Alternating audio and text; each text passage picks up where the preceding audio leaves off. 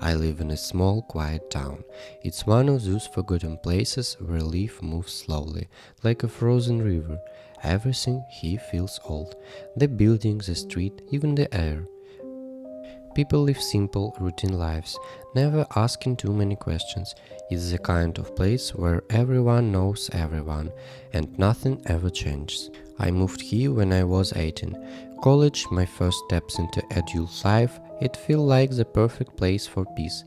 There was no big city house, just calm, predictable days. This town is known for its nuclear power plant. It's guarded like the heart of the country. High fences with barbed wire surrounded, guards watch from towers and drones patrol the skies. Sometimes it feels like the plant is alive, breathing behind its walls. Life here was always quiet, but everything changed 3 days ago. What happened that night was something I couldn't have imagined, even in my worst nightmare. Late in the evening, as I sat at my desk doing my usual work, the room suddenly filled with a strange light. I froze, looked up, and went to the window. The sky above the town was glowing with a bright green light. It looked like the northeast light, but different. It was so bright that the sky seemed alive, as if the light was fighting to break through the darkness. The light was both beautiful and terrifying. It felt too perfect, too unreal for our dull little town.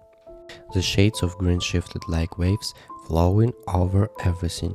I couldn't look away, feeling a deep, primal fear.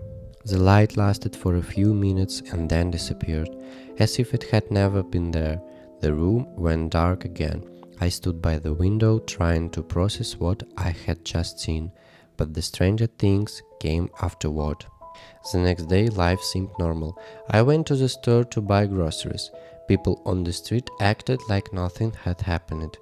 Everyone was busy with their daily lives, and no one talked about last night. As I walked home, I heard a calm voice on the radio. "Please remain calm. The light you saw last night was just an optical effect. There's no danger.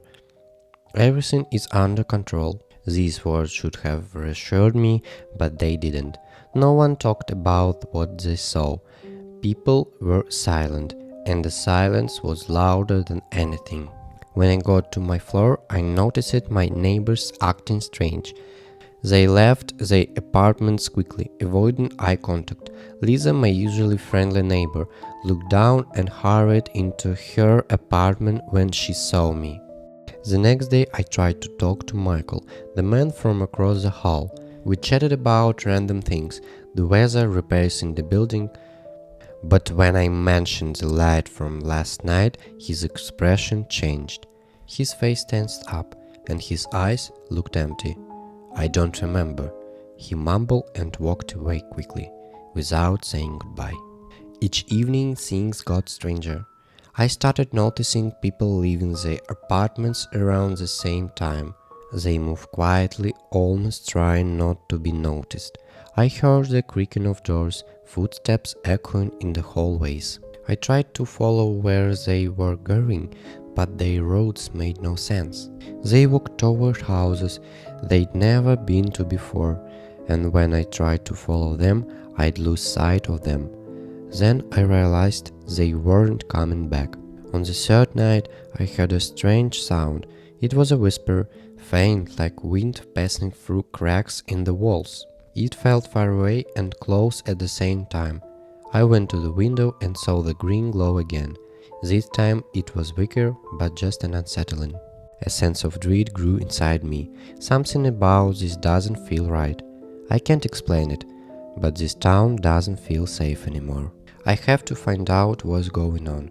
I need to uncover the truth.